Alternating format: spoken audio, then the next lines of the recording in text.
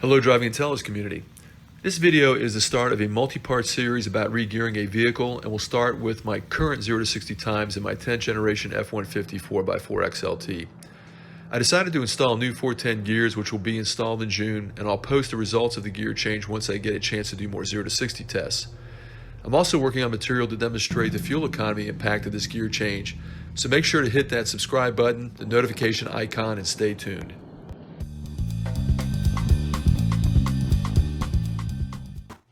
Currently, I'm running 3.55 gears and noticed a serious reduction in power and performance when I upgraded from the stock 16x7 wheels with 265/70 tires to 20x8.5 wheels and 275/55 tires. The overall diameter of the new tires is slightly taller at just over 30 inches, but this wheel tire combination is significantly heavier. With the old wheels and tires, the truck rarely ever downshifted on the highway and was very responsive to the throttle. Now downshifts are more common and the power loss is significant, especially in the seat of the pants. Before I made the decision to go with 410's, I performed calculations showing the impact of gear changes on RPM. I also searched for stock power and torque curves for the 5.42 valve and found this poor quality image. Stock tires on this truck were an incredibly small 235/70/16. My new 275/55/20's dwarfed the stock setup, having a massive change of almost 3 inches additional diameter. This chart shows engine RPM with stock tires using 355 and 373 gears, both available from Ford in 2002, and my new wheel tire combo using 355, 373, and 410 gear sets. Impact of tire size on RPM is substantial. When my F150 was completely stock, it was turning a healthy 2,051 RPMs at 70 miles per hour. In comparison, my current tires turn a much lower 1,865 RPMs at the same speed. My goal was to return RPMs to stock. 373 gears will deliver too low RPMs, but the 410 gear set gets me back to stock RPMs.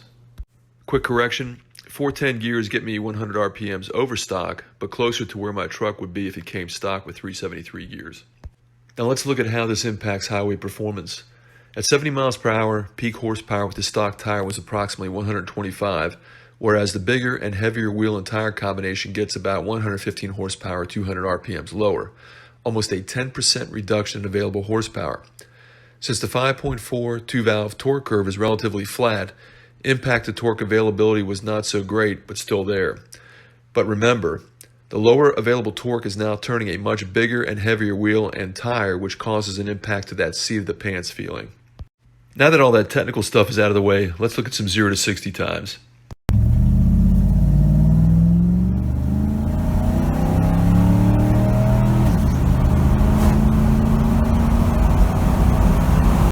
Without loading up the torque converter, this truck went from 0 to 60 at a snail's pace, 9.77 seconds. Let's see what happens when I load up the torque converter.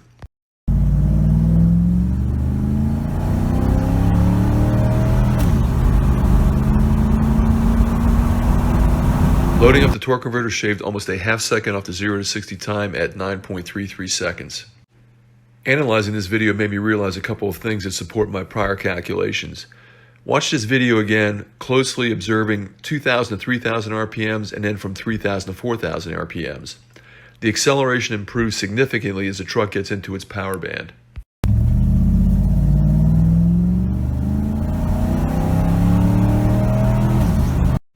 Let's watch this video one more time in slow motion with the stopwatch.